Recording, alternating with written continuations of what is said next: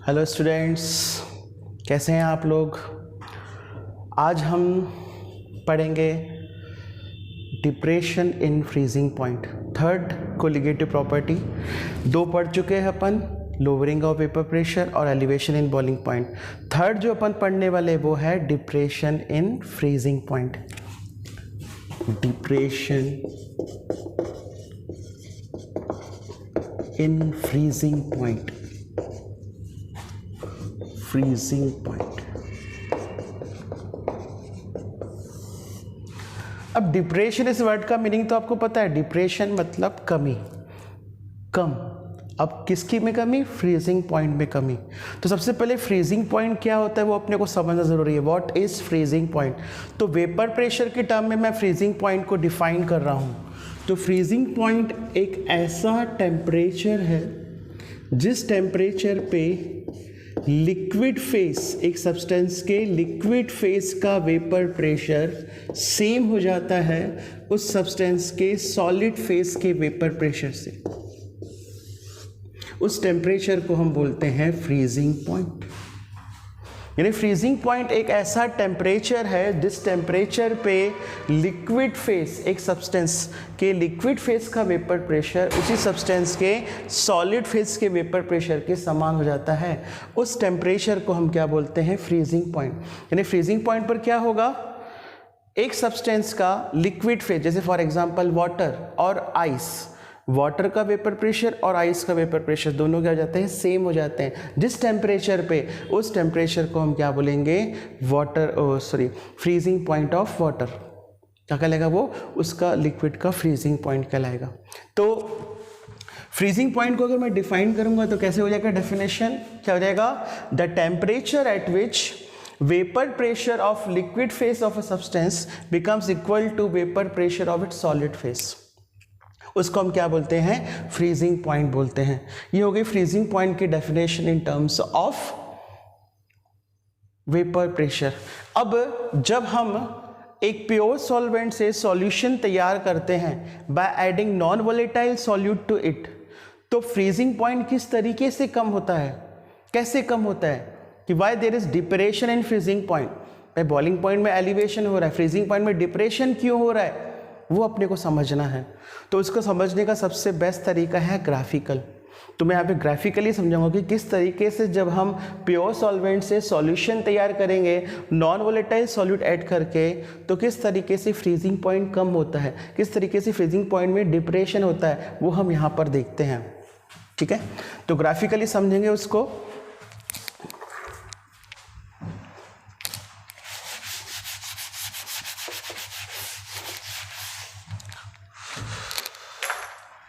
देखिए, vapour pressure curve हम draw करेंगे। Vapour pressure curve is the plot of vapour pressure against temperature. यहां पे आपको मैंने बताया कि जो वेपर प्रेशर कर्व रहता है सॉल्वेंट का और सॉल्यूशन का एक दूसरे को पैरेलल रहता है, बरोबर। लेकिन ऊपर किसका कर्व रहता है? सॉल्वेंट का। ये समझो लिक्विड सॉल्वेंट है, ऊपर क्या रहेगा? लिक्विड सॉल्वेंट, और नीचे क्या है? लिक्विड फेस में सॉल्यूशन। और यहां पर ये जो है ये है फ्रोजन सॉल्वेंट। फ्रोजन सॉल्वेंट मतलब जो फ्रीज हो चुका है, सॉलिड फॉर्म में कन्वर्ट हो चुका है। तो ये सॉलिड फेज है, ये लिक्विड फेस है। इस पॉइंट पे क्या हो रहा है? देखो, इस पॉइंट पे लिक्विड का वेपर प्रेशर कर्व इंटरसेक्ट कर रहा है सॉलिड के वेपर प्रेशर के साथ। यानी इस पॉइंट पर दोनों का वेपर प्रेशर क्या हो जा रहा है? सेम। लिक्विड का वेपर प्रेशर और सॉलिड का वेपर प्रेशर इस पॉइंट पे क्या हो रहा है? सेम। और ये टेम्परेचर क्या कहलाएगा? इस टेम्परेचर को क्या कहेंगे? Freezing point. किसका? सॉल्वेंट का। क्योंकि इस टेम्परेचर पे क्या हो रहा है? देखो कि सॉल्वेंट का वेपर प्रेशर यहाँ से डिक्रीज हो रहा है और इस पॉइंट पर सॉलिड का वेपर प्रेशर दोनों कोइंसाइड हो रहे हैं, इंटरसेक्ट हो रहे हैं। मतलब इस पॉइंट पर क्या है? वो पॉइंट बिलोंग कर रहा है सॉलिड के भी वेपर प्रेशर को और लिक्विड के भी वेपर प्रेशर को। मतलब ये दोनों सेम हो गया, सॉलिड का और लिक्विड का वेपर प्रेशर सेम हो गया। तो ये टेम्परेचर क्या कहलाएगा? Freezing point. अभी मैंने आपको डेफिनेशन बताया कि ऐसा टेम्परेचर जिस टेम्परेचर पे लिक्विड फेज का वेपर प्रेशर और सॉलिड फेज का वेपर प्रेशर सेम हो जाता है, ये वेपर प्रेशर है ना, तो उस टेम्परेचर को हम बोलते हैं फ्रीजिंग पॉइंट। तो ये हो गया फ्रीजिंग पॉइंट प्योर सॉल्वेंट का। और आपको पता है कि जब सॉल्वेंट से सॉल्यूशन बनता है तो वेपर प्रेशर क्या हो जाता है, कम हो जाता है। तो वेपर प्रेशर का ऑब्वियसली नीचे रहेगा, तो नीचे रहेगा तो इस पॉइंट पर क्या होगा, इस पॉइंट पर क्या हो रहा है, देखो वेपर प्रेशर किसका, सॉलिड का, और किसका, सॉल्यूशन का vapour pressure. Liquid phase of solution का वेपर प्रेशर और सॉलिड का वेपर प्रेशर सेम हो जा रहा है। तो ये जो पॉइंट रहेगा, ये जो टेम्परेचर रहेगा, ये टेम्परेचर कहलाएगा फ्रीजिंग पॉइंट किसका, सॉल्यूशन का।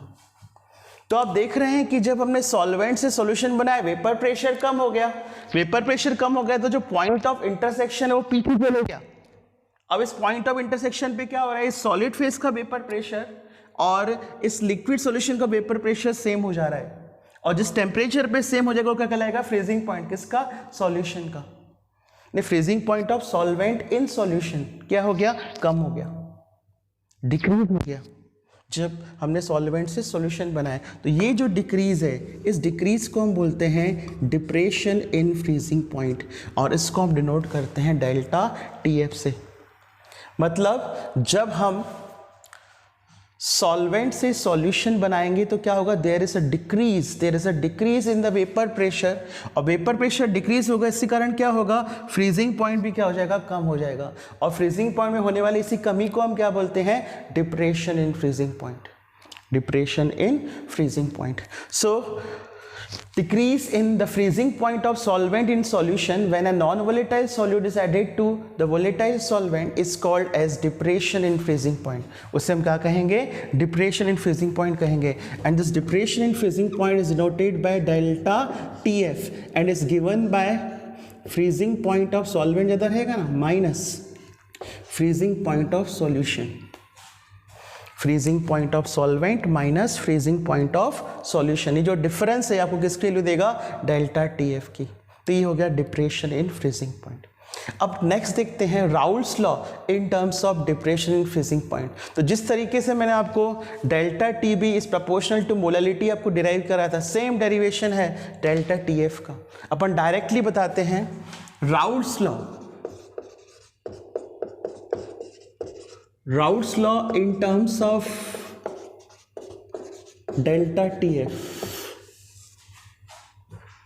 तो राउल्ट्स लॉ क्या बोलता है कि डेल्टा TF जो है, depression in freezing point is directly proportional to the molality of the solution. Depression in freezing point is directly proportional to the molality of the solution.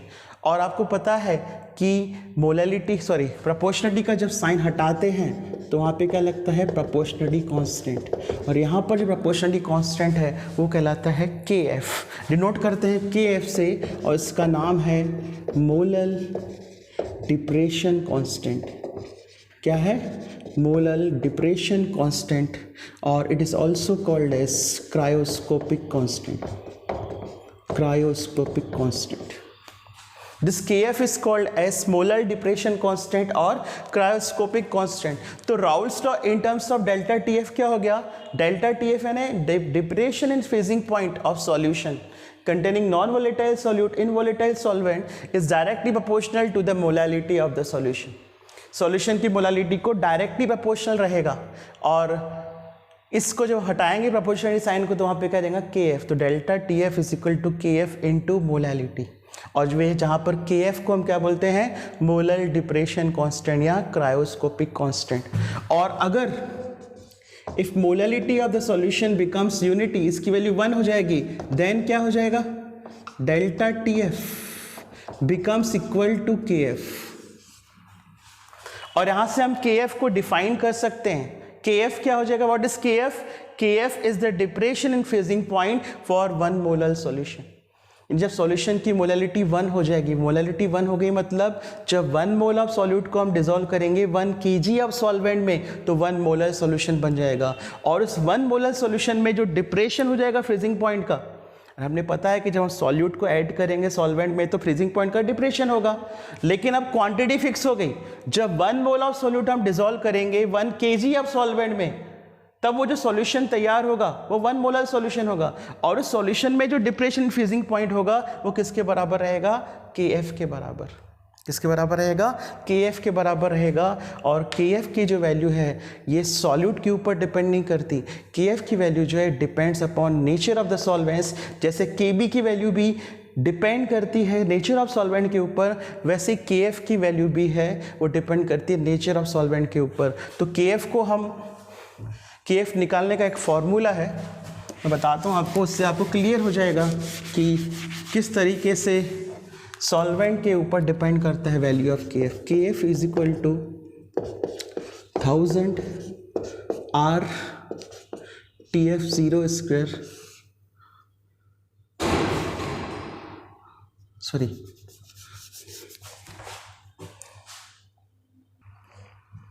तो मैंने आपको बताया कि KF की वैल्यू किसके ऊपर डिपेंड करती है, value of KF depend upon the nature of the solvent. और KF जो है it is given by R TF0 square MA upon 1000 delta fuse H। तो इस तरीके से हम KF के लिए निकाल सकते हैं। ये एंथैल्पी ऑफ फ्यूज़न है, फ्यूज़न एंथैल्पी ऑफ फ्यूज़न अपन पढ़ चुके थर्मोडायनामिक्स में। MA यानी molar mass of solvent, TF यानी freezing point of solvent, pure solvent, और R यानी गैस कांस्टेंट। ये जो TF0 है ना, it is a freezing point of pure solvent, और TFS जो है वो फ्रीजिंग पॉइंट ऑफ सॉल्यूशन है। तो यहाँ पर TF0 है R TF0 square MA upon 1000 delta fuse H। Enthalpy of fusion यानी क्या होता है, 1 मोल ऑफ लिक्विड को, फ्यूजन है ना, 1 मोल ऑफ सॉलिड को कन्वर्ट होने के लिए, लिक्विड फेस में कन्वर्ट होने के लिए freezing at its melting point, उसको बोलते हैं delta fuse H। The enthalpy change when 1 mole of solid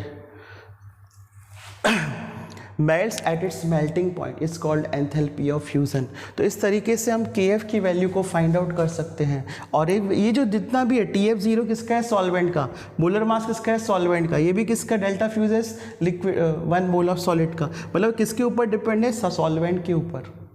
जो सॉल्वेंट ले रहा है उसके नेचर के ऊपर डिपेंड करता है KF की टोटल वैल्यू। सॉल्यूट अफेक्ट नहीं करता वैल्यू ऑफ KF को, इसलिए सॉल्वेंट बदलेगा तो KF की वैल्यू बदलेगी, लेकिन सॉल्यूट बदलेगा, सॉल्वेंट सेम है तो KF की वैल्यू चेंज नहीं होगी। सॉल्यूट अलग अलग है, सॉल्वेंट सेम है तो KF की वैल्यू क्या रहेगी, सेम रहेगी, याद रखेंगे। अब नेक्स्ट जो है वो है एक्सप्रेशन फॉर, यहाँ से एक यूनिट ऑफ KF भी आपको याद रखना है। यूनिट ऑफ KF क्या हो जाएगा, यूनिट ऑफ KF हो जाएगा, KF यानी होता है delta TF upon molality. Delta TF का यूनिट क्या रहेगा, केल्विन, और मोलालिटी का होता है मोलल, लिखो तो केल्विन पर मोलल लिख सकते हैं।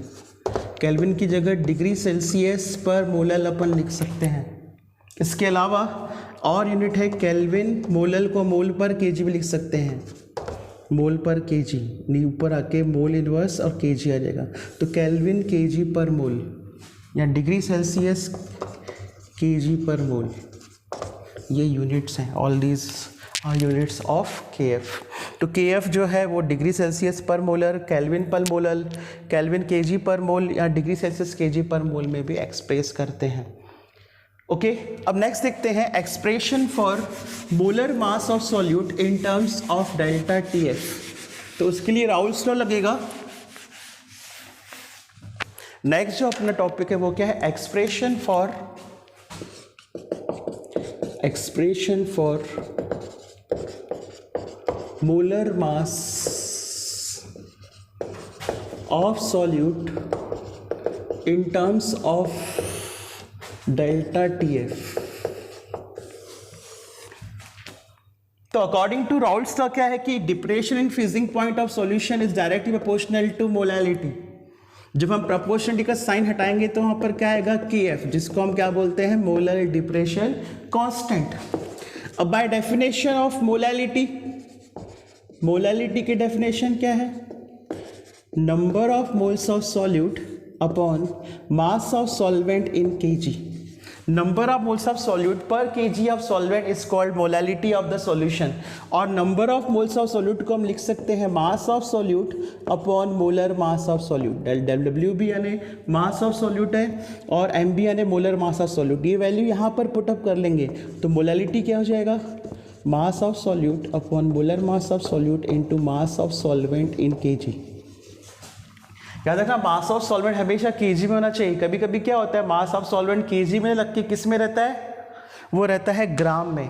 तो ग्राम को अपने को केजी में कन्वर्ट करना पड़ेगा। तो याद रखना ग्राम, अगर मास ऑफ सॉल्वेंट ग्राम में दिया है तो उसको केजी में कैसे कन्वर्ट करोगे, 10⁻³ से मल्टीप्लाई करके, तो किस में कन्वर्ट हो जाएगा, केजी में। तो यहाँ से याद रखना मोलालिटी इज इक्वल टू क्या हो जाएगा, WB अपॉन MB, और मास ऑफ सॉल्वेंट अगर ग्राम में रहेगा तो 10⁻³ इंटू करके उसको केजी में कन्वर्ट करेंगे, और -3 ऊपर आ जाएगा तो +3 हो जाएगा। तो मोलालिटी हो जाएगा WB into 1000 upon MB into WA ग्राम में। और ये मोलालिटी का जो वैल्यू है यहाँ पर पुटअप कर लेंगे तो क्या हो जाएगा, delta TF will be equal to KF into molality का हो जाएगा WB into 1000 divided by MB into WA gram. और MB को इधर शिफ्ट करोगे तो MB will equal to KF into WB into 1000 divided by delta TF into WA gram. This is the expression for molar mass of solute in terms of depression in freezing point. यहाँ पर क्या है देखो, यहाँ पर आया KF, MB यानी molar mass of solute is equal to KF यानी molar depression constant into mass of solute into 1000 divided by depression in freezing point delta TF into WA, A यानी मास ऑफ सॉल्वेंट, WA यानी mass of solvent in grams. याद रखना mass of solvent अगर kg में यहाँ put up करोगे तो 1000 लिखने की जरूरत नहीं है। 1000 तभी आएगा जब मास ऑफ सॉल्वेंट हम ग्राम में रखेंगे। अगर हम मास ऑफ सॉल्वेंट केजी में रख रहे हैं तो 1000 फॉर्मूले में नहीं आएगा। याद रखना it is a conversion factor which converts gram into kg, because we have to always put the value of mass of solvent in kg and it's given in grams, then we have to convert it into kg by multiplying with 10⁻³ तो is the expression for molar mass of solute. ये अपने को numericals के लिए बहुत काम में आएगा, इसके ऊपर पूरे न्यूमेरिकल्स हैं, ठीक है। तो ये हो गया डिप्रेशन फ्रीजिंग पॉइंट का section. It is similar to the section of elevation in boiling point, okay. तो अब इसके ऊपर कुछ न्यूमेरिकल्स देखते हैं। 5 न्यूमेरिकल्स मैंने आपको PDF फाइल में दिया हूँ। मैं सबसे पहला अपन न्यूमेरिकल्स देखते हैं।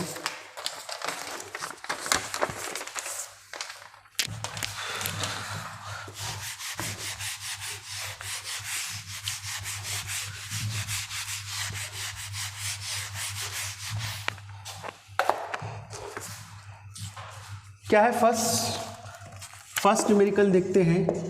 45 gram of ethylene glycol, formula है C2H6O2 is mixed with 600 gram of water. Calculate, पहला depression in freezing point calculate करना है अपने को डेल्टा TF, और सेकंड करना है फ्रीजिंग पॉइंट ऑफ सॉल्यूशन। और आपको KF दिया है 1.86 केल्विन kg पर मोल। यानी यहाँ पर अपने को क्या दिया है, वी हैव गिवन क्या, मास ऑफ सॉल्यूट दिया है अपने को 45 ग्राम। मोलर मास कैसे निकालोगे, इथाइलिन ग्लाइकोल का फॉर्मूला दिया है अपने को। अगर अपने को मोलर मास नहीं दिया तो अपने को इसका मॉलिक्यूलर फार्मूला या तो पता रहता है या गिवन रहता है, तो इसके मॉलिक्यूलर फार्मूले से अपन उसका मोलर मास निकाल सकते हैं। कैसे निकलेगा, देखो 2 कार्बन है, कार्बन का एटॉमिक मास 12, 6 हाइड्रोजन का एटॉमिक मास 1, 2 ऑक्सीजन है, ऑक्सीजन का एटॉमिक मास कितना है 16। पुटअप करो, वैल्यूज सॉल्व करो, कितना रहेगा 2 12 24 6 32, कितना है 30 + 62 ग्राम पर मोल, क्योंकि इथाइलिन ग्लाइकोल का मोलर मास सॉल्यूट का, ओके और उसमें एक मिक्स किया अपने 6 ग्राम ऑफ वाटर के साथ, यानी मास ऑफ सॉल्वेंट अपने को ग्राम में दिया है, 600 ग्राम दिया है, और KF की वैल्यू भी दी है, KF की वैल्यू 1.86 केल्विन kg पर मोल। याद रखिए यहाँ पर आपको KF का यूनिट केल्विन में है, तो डेल्टा TF जो हम निकालेंगे वो केल्विन में निकलेगा। तो अपने पास फॉर्मूला क्या है, delta TF is equal to KF into molality, और आपको पता है मोलैलिटी यानी क्या, mass of solute upon molar mass of solute into mass of solvent in gram into 1000। Solve करो, KF का वैल्यू 1.86, मास ऑफ सॉल्यूट कितना दिया है 45 इंटू 1000, और मोलर मास 62 इंटू ये मास कितना दिया 600 ग्राम। इसका पॉइंट हटाओगे यहाँ 2 0 लग जाएंगे, 62 का 186 में 3 बार है ना, और ये 3 0 कैंसिल हो गए, डिवाइड 3 इंटू 45 अपॉन 60, 15 का इसमें 3 बार, 15 का इसमें 4 बार, 9/4 यानी 2.25 केल्विन। ये आ गया डेल्टा TF। डेल्टा TF अपने को आ गया 2.25 केल्विन, डेल्टा TF की वैल्यू मिल गई अपने को। ओके अब डेल्टा TF निकालने के बाद अपने को सेकंड क्या बोला है उसने, फ्रीजिंग पॉइंट ऑफ सॉल्यूशन। बहुत सिंपल है, डेल्टा TF है ना, क्या होता है, डिप्रेशन इन फ्रीजिंग पॉइंट है ना, तो freezing point of solvent minus freezing point of solution. Solvent क्या है यहाँ पर, वाटर, तो वाटर का फ्रीजिंग पॉइंट क्या होता है 0 डिग्री सेल्सियस, और केल्विन में 273 केल्विन। तो यहाँ पर क्या हो जाएगा, ये अपने को डेल्टा TF है 2.25 केल्विन, फ्रीजिंग पॉइंट रहता है 273 kelvin minus freezing point of solution. इसको इधर लेके आओगे तो TFS will be equal to 273 minus 2.25, तो आंसर कितना रहेगा इसमें 270.75 केल्विन, 270.75 केल्विन। 2.25 से माइनस कर लोगे तो ये हो गया freezing point of solution.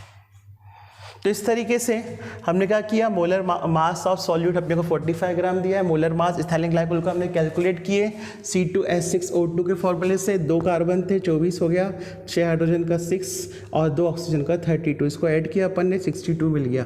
Mass of solvent दिया 600, KF की वैल्यू दी है, अपन ने फॉर्मूला लिखे delta TF equal to KF into molality. Molality का फॉर्मूला पता है अपने को, mass of solute upon molar mass of solute, नीचे आएगा मास ऑफ सॉल्वेंट ग्राम में, ऊपर 1000। वैल्यूज पुटअप करके सॉल्व करके हमने डेल्टा TF के लिए निकाले, और डेल्टा TF यानी होता है freezing point of solvent minus solution. ये सॉल्यूशन का फ्रीजिंग पॉइंट कम रहता है ना, इसलिए कम वाला बाद में आएगा, तो सॉल्यूशन को इधर शिफ्ट कर लेंगे और इधर शिफ्ट हो जाएगा, तो 273 माइनस 2.25 तो गया 270.2575 केल्विन। डिग्री सेल्सियस में आप माइनस 273 करके निकाल सकते हैं ना, माइनस 2.25 डिग्री सेल्सियस आ जाएगा। डिग्री सेल्सियस में अगर पूछेगा तो freezing point of solution. Okay, तो ये हो गया फर्स्ट न्यूमेरिकल्स। इसका सॉल्यूशन मैंने लिखा नहीं है, सॉल्यूशन आपको देख के समझ के खुद बनाना है। जब अपनी क्लासेस स्टार्ट होगी तो मैं सब चेक करूँगा, तो सबको वर्क करना है। सेकंड देखो, सेकंड क्वेश्चन है, इसको पॉज करके आप इसका सॉल्यूशन समझना, कोई डाउट रहेगा तो पूछेंगे मेरे से।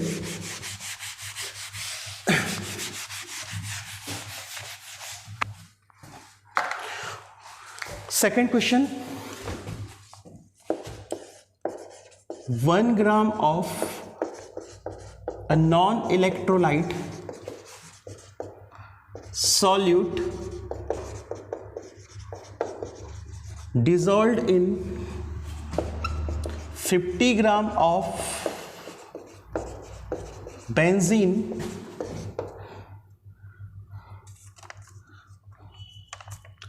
lowers the freezing point by 0.40 kelvin. KF दिया है बेंजीन के लिए 5.12 केल्विन kg पर mole. Find the molar mass of solute. आपको सॉल्यूट का मोलर मास फाइंड आउट करने को बोला है, ठीक है। तो कैसे करेंगे, अपने पास फॉर्मूला क्या है, मास ऑफ सॉल्यूट दिया है देखो 1 ग्राम, मास ऑफ सॉल्वेंट निकालना है, mass of solute, molar mass of solute निकालना है। मास ऑफ सॉल्वेंट दिया है अपने को 50 ग्राम और उसका KF का वैल्यू भी दिया है आपको 5.12 केल्विन kg पर मोल। और उसने डायरेक्ट क्या दिया है देखो कि freezing point lowers by 0.40 kelvin. अगर डायरेक्टली बाय से डायरेक्टली है ना इतने से कम हो रहा है, मतलब डायरेक्टली किसकी वैल्यू दी है आपको डेल्टा TF की, इतने से फ्रीजिंग पॉइंट कम हो रहा है तो कितने से कम हो रहा है 0.40 केल्विन से। तो ये जो जितने से कम हो रहा है वो जो वैल्यू है डायरेक्ट किसकी रहेगी, डेल्टा TF की। यानी डेल्टा TF की वैल्यू अपने को डायरेक्ट दी है 0.40 केल्विन।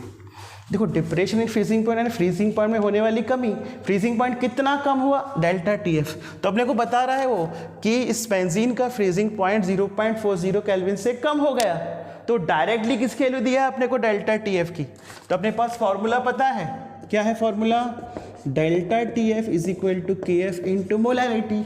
मोलैरिटी निकालने का formula KF into mass of solute, ऊपर 1000 आ जाएगा, नीचे मोलर मास ऑफ सॉल्यूट और into mass of solvent in ग्राम।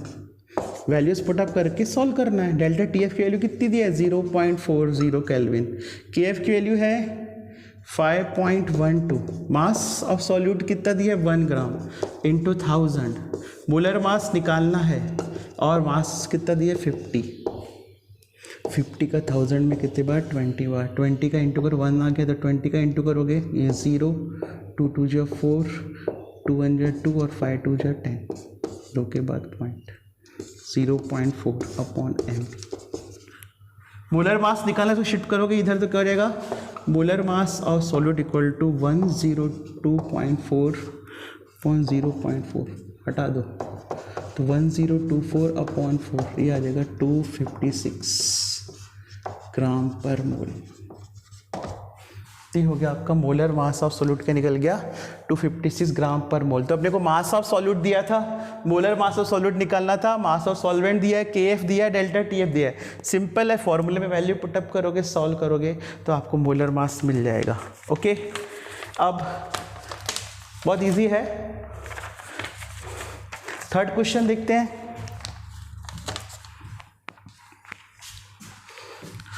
याद रखेंगे न्यूमेरिकल सॉल्व करने के लिए सबसे पहले न्यूमेरिकल को अच्छे से पढ़ना है, क्या गिवन है क्या फाइंड आउट करना है वो समझना है, और उसके बाद फिर क्या करना है उसको फॉर्मूला डिसाइड करके वैल्यूज पुटअप करके सॉल्व करना है। ठीक है, ये अपने को समझ में आना चाहिए, इसलिए प्रैक्टिस बहुत ज़रूरी है क्वेश्चंस की। The depression of third question देखना है अपने को। A solution is prepared by adding 2.5 gram of non-electrolyte solute in 100 gram of benzene.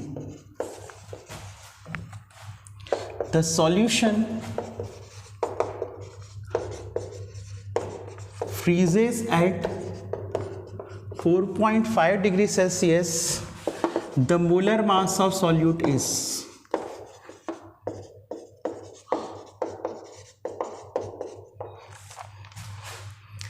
देखिए ये जो है आपको फर्स्ट क्वेश्चन के सेकंड क्वेश्चन जो अपने मोलर मास ऑफ सॉल्यूट निकाला उसी टाइप का क्वेश्चन है।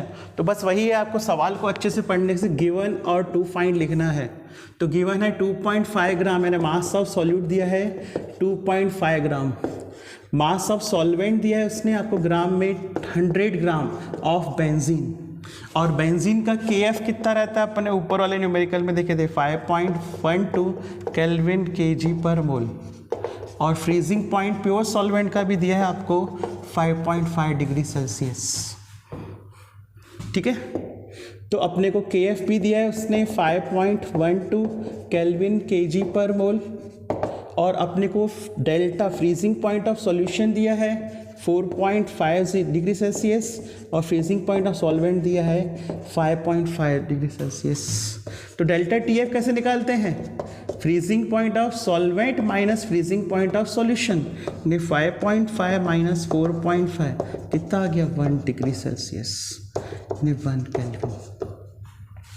एक चीज़ बता दूं मैं आपको कि डेल्टा टी एफ जितना डिग्री सेल्सियस में रहता है उतना ही केल्विन में रहेगा, बदलता नहीं है। ऐसा कि delta T F degree Celsius में 1 डिग्री सेल्सियस है तो केल्विन में प्लस 273 करके चेंज करोगे। याद रखना डिफरेंस जो है वो हमेशा क्या रहेगा, चाहे डिग्री सेल्सियस में या केल्विन में वैल्यू सेम रहेगी डेल्टा टी एफ की या डेल्टा टी बी की। याद रखना क्योंकि देखिए यहाँ 5.5 डिग्री सेल्सियस तो केल्विन में चेंज करने के लिए इसमें भी आप 273 ऐड करोगे और इसमें भी 273 ऐड करोगे तो दोनों क्या हो जाएंगे? कैंसिल हो जाएंगे। इसलिए आंसर आपका जितना डिग्री सेल्सियस में मिलेगा उतना ही क्या मिलेगा आपको? केल्विन में मिलेगा। तो ये याद रखना हमेशा कि डेल्टा टी एफ या डेल्टा टी बी हो, जो डिफरेंस रहता है वो उसका वैल्यू जो है जितने डिग्री सेल्सियस और केल्विन में सेम रहेगा। डेल्टा टी एफ अगर 1 डिग्री सेल्सियस है तो केल्विन में भी 1 केल्विन ही रहेगा, 273 ऐड नहीं होगा। याद रखना डेल्टा टी एफ में या डेल्टा टी बी में भी चेंज डिफरेंस सेम रहेगा। तो डेल्टा टी एफ अपने को मिल गया 1 केल्विन, के एफ पता है, डब्ल्यू बी पता है, डब्ल्यू ए पता है, क्या निकालना है? Molar mass of solute. Delta T F is equal to K F into W B into 1000 upon molar mass W B into क्या आएगा? Mass of solvent in gram. तो क्या आ जाएगा? डेल्टा टी एफ अपन ने निकाल ली 1 केल्विन, के F की value 5.12, मास कितना लिए अपन ने? 2.5 इंटू 1000। मोलर मास अपने को फाइंड आउट करना है और मास कितना दिया है इसने? 100। कैंसिल हो गया, इंटू करोगे तो मोलर मास ये इधर आ जाएगा 1 में और 5.12 इंटू 25 मल्टीप्लाई करोगे तो you will get the answer 25, 50 आ जाएगा 5, 25 पर 30 का 3, 5 to 25, 125, 128 दो के बाद पॉइंट, ये आ गया 128 ग्राम पर मोल। ओके, तो ये हो गया आपको molar mass of solute. Same है, बस में थोड़ा सा अलग था, अपने को डेल्टा टी एफ निकालना था, लेकिन इतना रखना कि के एफ अपने को केल्विन केजी पर मिल दिया, ये भी केल्विन में रखेंगे अपन, और जितना डिग्री सेल्सियस में मिलेगा उतना ही केल्विन में निकलता है। याद रखो, freezing point of solvent minus freezing point of solution से डेल्टा टी एफ निकलता है। तो freezing point of solvent given था 5.5, सॉल्यूशन भी गिवन था 4.5, डिफरेंस से 1 निकल गया। के एफ दिया था, मास ऑफ सॉल्यूट दिया था, mass molar mass of solute अपने को फाइंड आउट करना था। फॉर्मूले में वैल्यूज पुटअप किए, सॉल्व किए, अपने को आंसर मिल गया। ओके, अब फोर्थ क्वेश्चन की तरफ आते हैं। फोर्थ क्वेश्चन की तरफ आते हैं।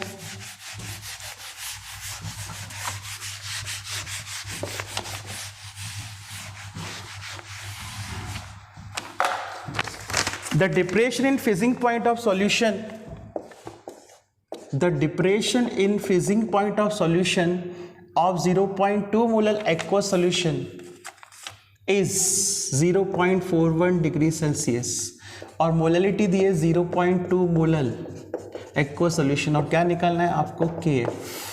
बहुत इजी है, क्या आपने को पता है delta T F is equal to K F into molarity, और K F will be equal to क्या हो जाएगा? Delta T F upon molarity.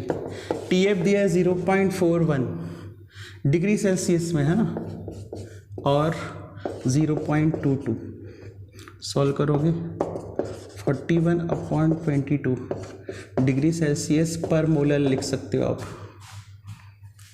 लेकिन अपने को केल्विन केजी पर मोल पूछा है तो केल्विन में ये सेम रहेगा 0.41 केल्विन, और 0.2 मोलर को हम 0.2 मोल पर केजी लिख सकते हैं। तो इसमें ऊपर आ जाएगा ये केल्विन और नीचे आ जाएगा मोल पर केजी, तो यूनिट क्या हो जाएगा? केल्विन केजी पर मोल। तो सॉल्व करोगे आपको आंसर मिल जाएगा। ओके,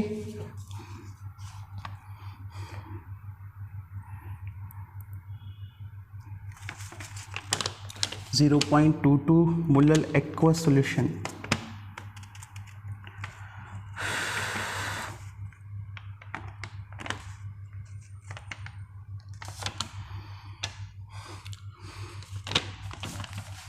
तो तो delta T F equal to K F into molarity हो जाएगा। आपने को के एफ निकालना था, मोलरिटी डिवाइड कर लिए 41/22। इसको सॉल्व करोगे तो आपको आंसर मिल जाएगा। ओके, केल्विन केजी पर मोल में। ओके, नेक्स्ट को सॉल्व करोगे आपको आंसर मिल जाएगा। अब नेक्स्ट देखते हैं,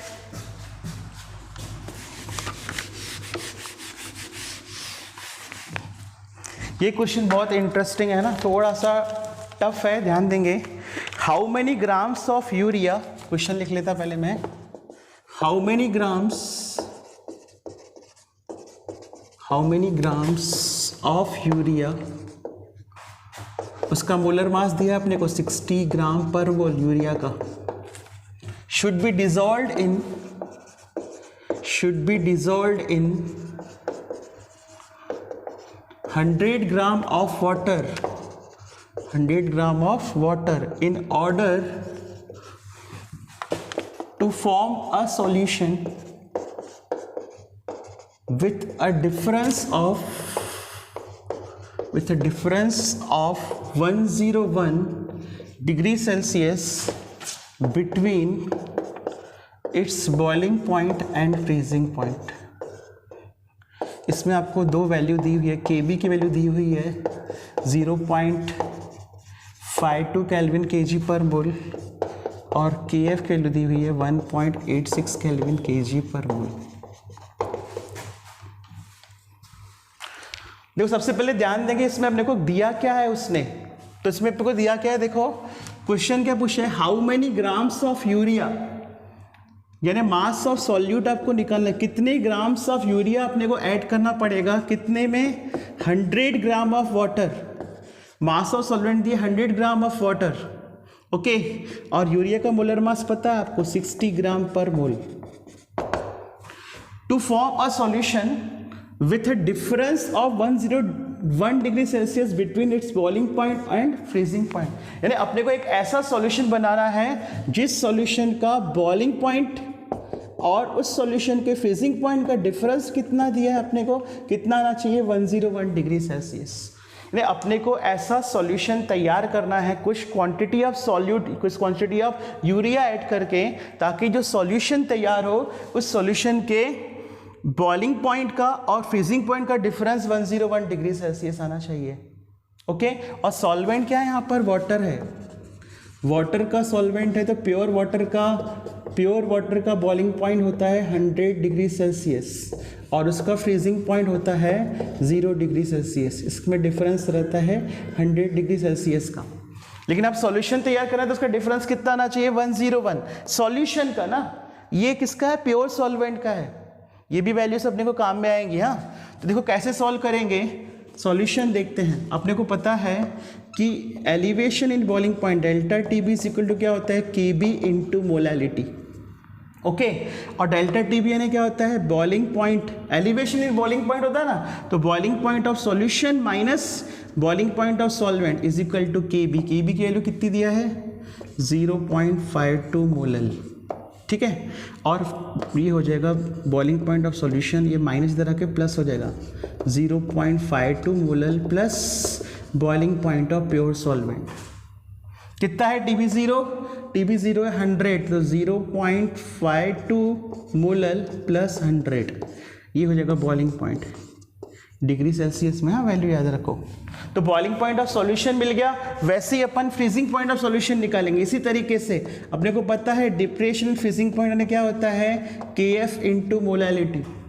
depression freezing point delta TF यानी freezing point of solvent minus freezing point of solution होता है, याद रखना। डेल्टा TF में सॉल्वेंट माइनस सॉल्यूशन होता है और डेल्टा DB में सॉल्यूशन माइनस सॉल्वेंट होता है। ये बॉइलिंग पॉइंट सॉल्यूशन का ज़्यादा रहता है और फ्रीजिंग पॉइंट कम रहता है, याद रखिए। और KF की वैल्यू कितनी दी है, 1.86 इंटू मोलैलिटी। तो अब ये फ्रीजिंग पॉइंट ऑफ सॉल्यूशन क्या हो जाएंगे, इसको मैं माइनस करूंगा इधर, इसको इधर लाऊंगा, तो फ्रीजिंग पॉइंट ऑफ सॉल्यूशन इधर आके प्लस हो जाएगा, इधर आके माइनस हो जाएगा। Freezing point of solvent minus 1.86 molar. तो फ्रीजिंग पॉइंट कितना है इसका, ये 0 minus 1.86 molar. Freezing point of solution. तो फ्रीजिंग पॉइंट ऑफ सॉल्यूशन मिल गया अपने को -1.86 मोलर। ठीक है, अब ये वाली वैल्यू और ये वाली वैल्यू दोनों यहाँ पर पुटअप करेंगे इस फॉर्मूले में, क्योंकि अपने को एक कंडीशन दिया है। उसने क्या कंडीशन दिया है? बॉइलिंग पॉइंट ऑफ सॉल्यूशन और फ्रीजिंग पॉइंट ऑफ सॉल्यूशन का डिफरेंस 101 मांगता है। इसको सॉल्व करके अपन मोलालिटी निकालेंगे। देखो कैसे, ये वाली वैल्यू पुटअप करोगे यहाँ पर 0.52 मोलर प्लस 100, ठीक है, minus freezing point of solution. Freezing point of solution कितना है? -1.86, माइनस में है -1.86 मोलर, और इक्वल टू क्या हो गया? इक्वल टू दिया है 101। इसको सॉल्व करो, 0.52 molar plus 100 minus plus 1.86 molar equal to 101। 100 को इधर माइनस करोगे तो 101 माइनस 100 हो जाएगा, और इन दोनों को जोड़ दोगे ना, ये मोलर 0.52 मोलर और 1.86 मोलर, 6 + 2 8, 5 + 8 13, और ये 1 2.38 मोलर, और ये 1 आ जाएगा। तो molarity will be equal to 1/2.38, 1/2.38। और मोलरिटी यानी क्या होता है? Mass of solute upon molar mass of solute into mass of solvent in gram into 1000 equal to 1.2.1/2.38। अब इसको सॉल्व करोगे वैल्यूज पुटअप करके, तो आपको इसमें आंसर मिल जाएगा। तो WB अपने को निकालना है ना, WB फाइंड आउट करना है, WB अपने को फाइंड आउट करना है इनटू 1000। मोलर मास कितना दिया इसका? 60, और WA कितना है? WA 100, और is equal to molality. Molality कितनी है? 1/2.38। 0 कट गया, 0 कट गया। WT ये 6 ऊपर आ जाएगा, 6/2.38 हटाओगे 600 डिवाइडेड बाई 230, 2 बार जाएगा यहाँ पर, पॉइंट आ जाएगा, कितना जाएगा? 476, माइनस करोगे 124, ओके। फिर ऊपर से 0 आ जाएगा, इसमें नियर अबाउट 5 बार जाता है, 5 8 जा 40 का 4, 5 3 जा 15, और 4 19 का 1, और 5 2 जा 10 और 11 50, फिर 500 इसमें 2 बार, तो नियरली कितना आंसर का? 2.52 ग्राम। तो इस तरीके से हमने इसको सॉल्व किया। सबसे पहले फिर से समझते हैं अपने को क्या दिया है उसने। क्वेश्चन क्या पूछा कि how many grams of urea ने WB निकालना है। मोलर मास दिया है 60, should be dissolve in 100 gram of water.